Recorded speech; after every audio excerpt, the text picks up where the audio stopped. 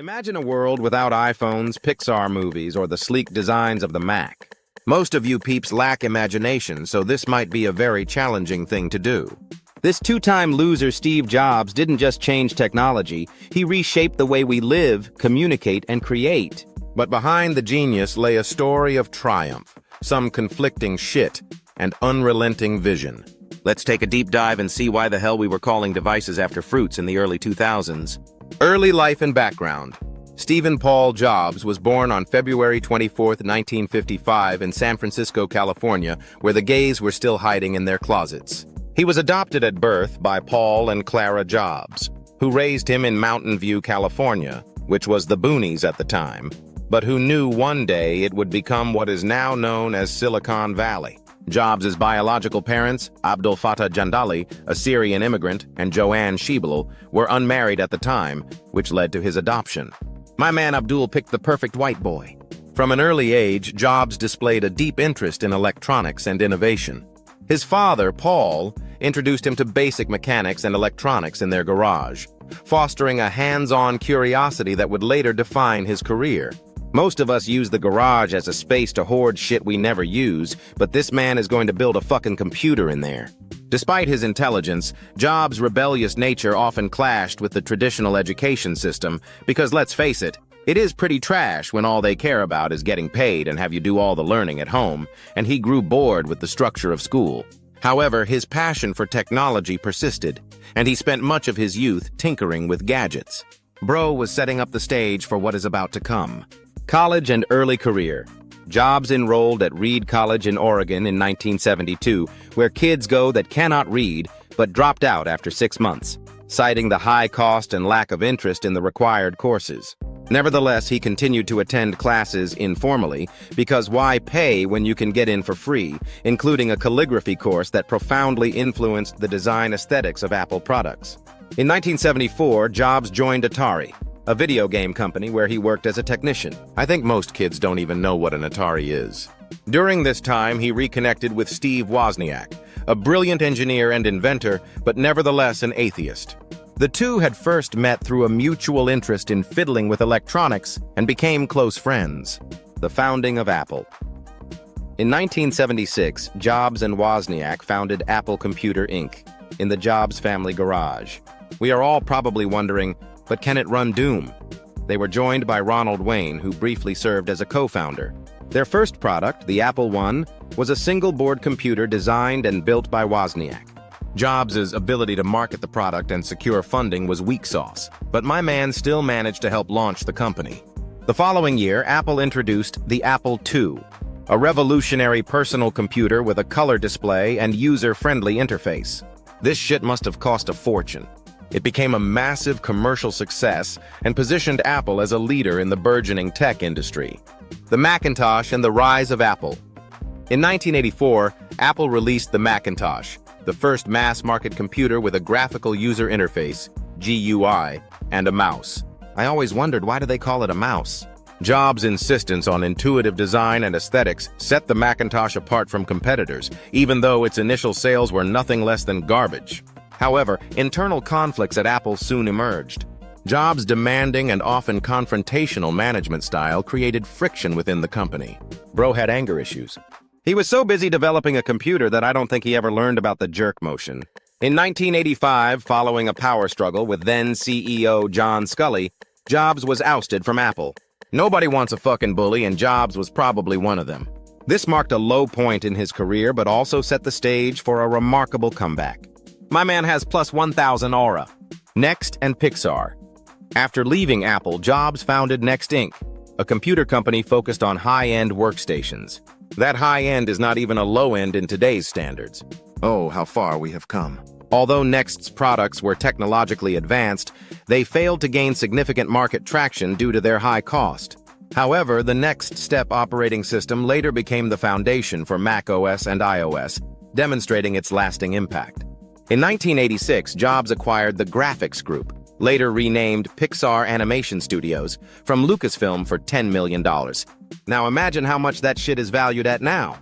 Under Jobs' leadership, Pixar produced groundbreaking animated films such as Toy Story, 1995, Finding Nemo, 2003, and The Incredibles, 2004. Pixar's success cemented Jobs' reputation as a visionary beyond the tech industry.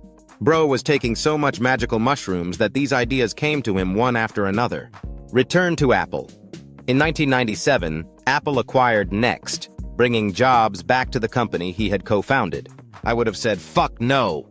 But he quickly assumed the role of interim CEO and began revitalizing Apple with bold decisions and innovative products. One of his first moves was to simplify Apple's product lineup, focusing on quality over quantity. Now we are given a new generation iPhone, and all it got was a fucking button that goes to the camera. Well done, Apple, well fucking done.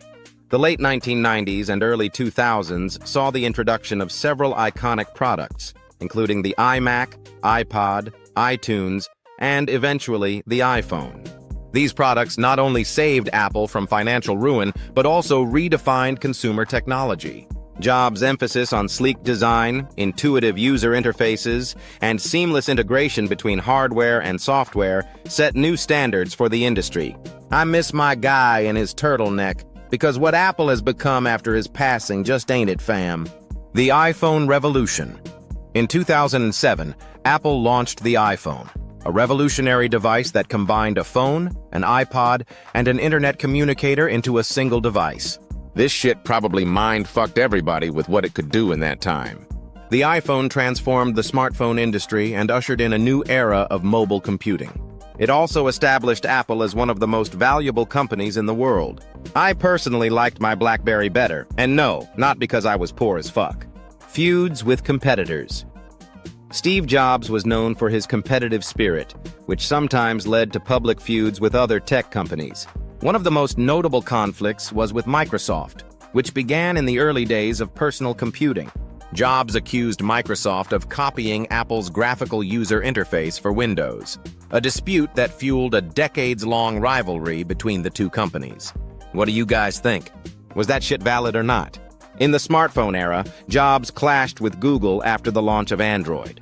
Jobs famously viewed Android as a blatant copy of the iPhone, referring to it as grand theft of Apple's ideas.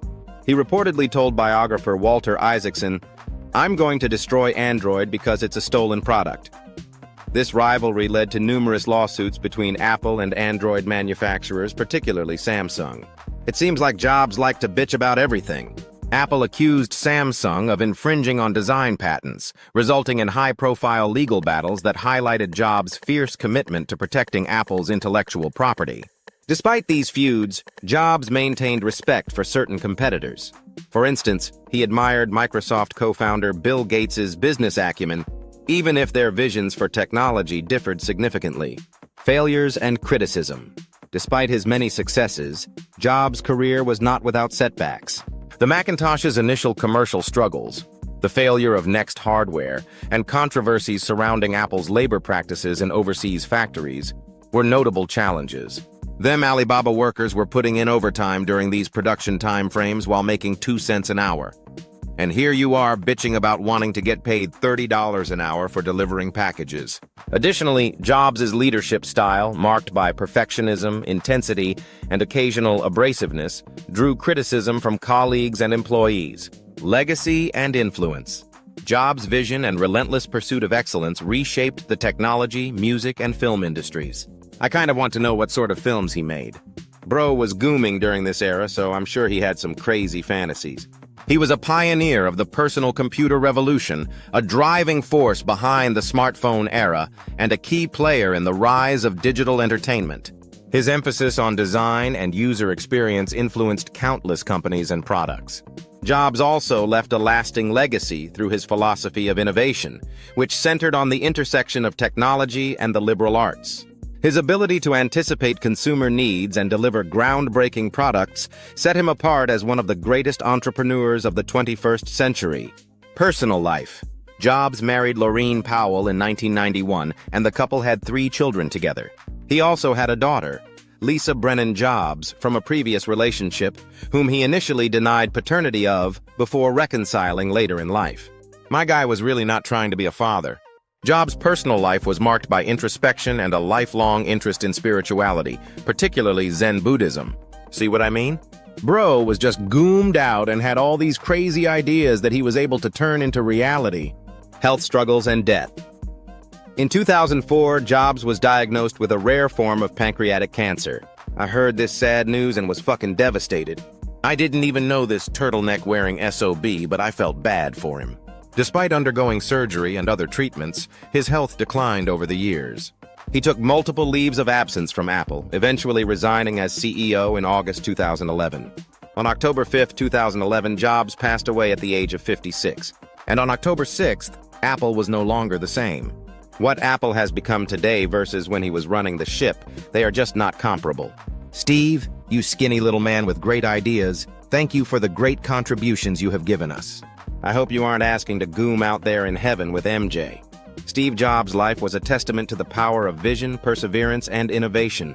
From his humble beginnings to his role as a cultural and technological icon, Jobs' influence continues to shape the modern world. His story is one of triumph, failure, and redemption, making him a symbol of the transformative potential of human ingenuity. Thanks for tuning in, and until next time. Oh, and don't forget to subscribe for more content.